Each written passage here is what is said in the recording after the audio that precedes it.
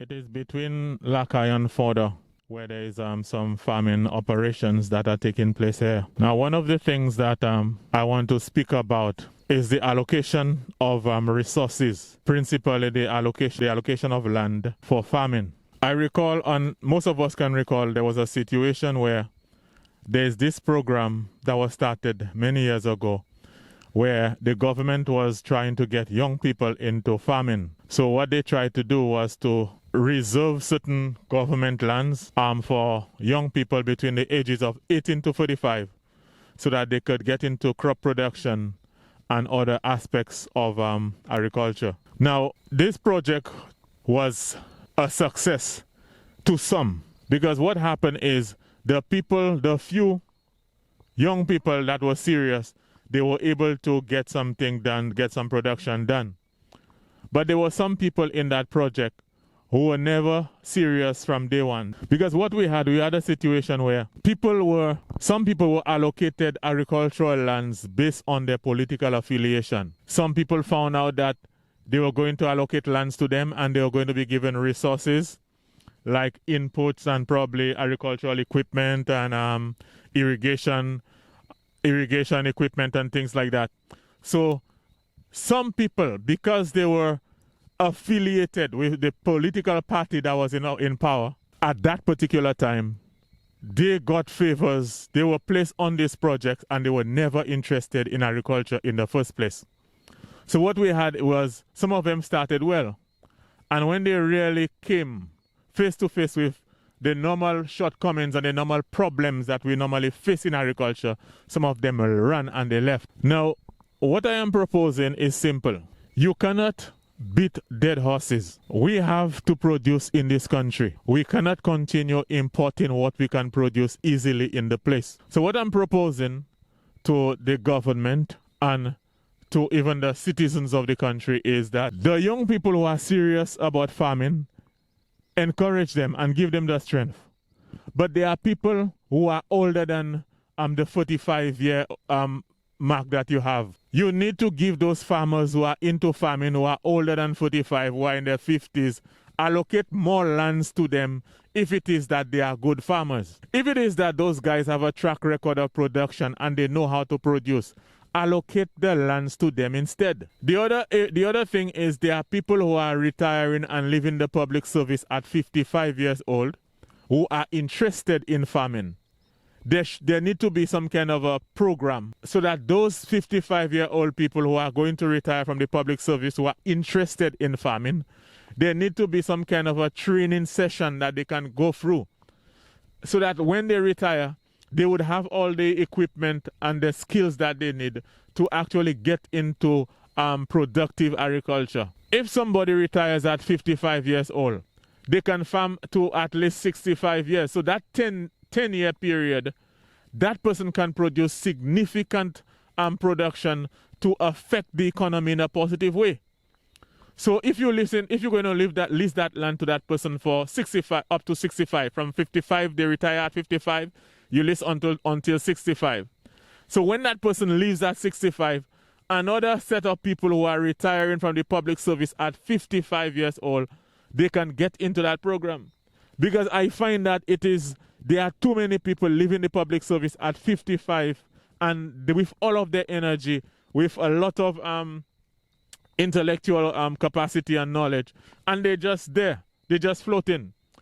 So I am suggesting to the government of St. Lucia that you have a program. You find out all those in the public service who are interested in agriculture production. And the year before they leave, you can get them on a program, maybe every Saturday or whatever, and you train them in production agriculture so that by the time they retire, they go straight onto their plots.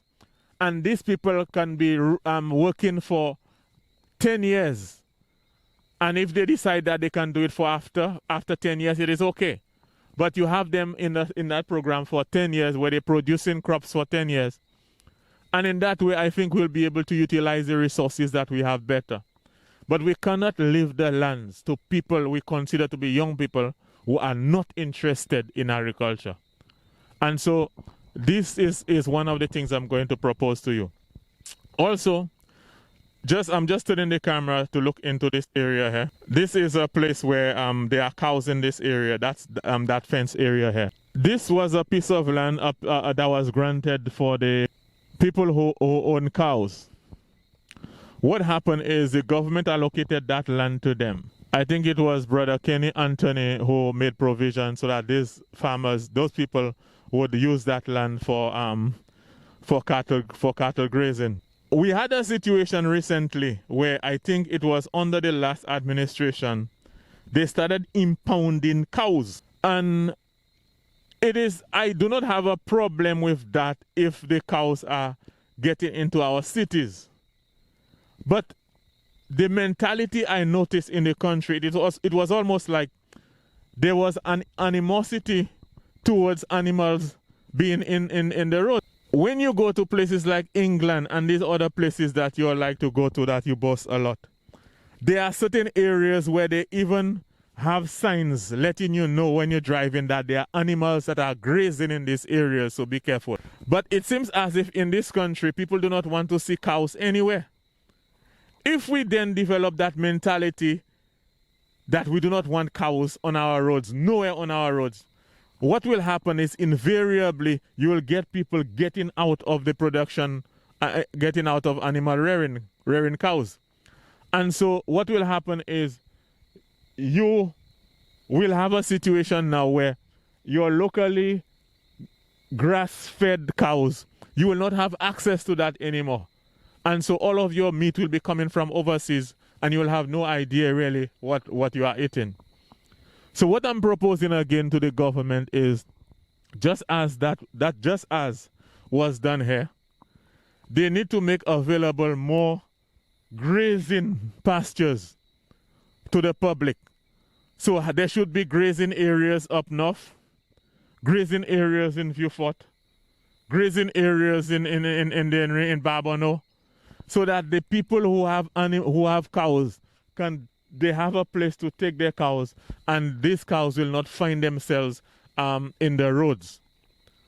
So instead of developing that animosity and complaining about cows, anytime you see cows in the road, we need to make provision for our animals. We have lands, let's designate lands so that the people can have a place to graze their cows. Okay?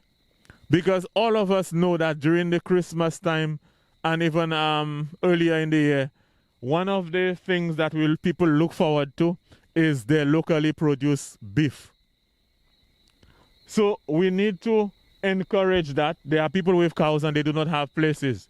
And there are people who are trained, they know how to produce cows. They know how to rear cows.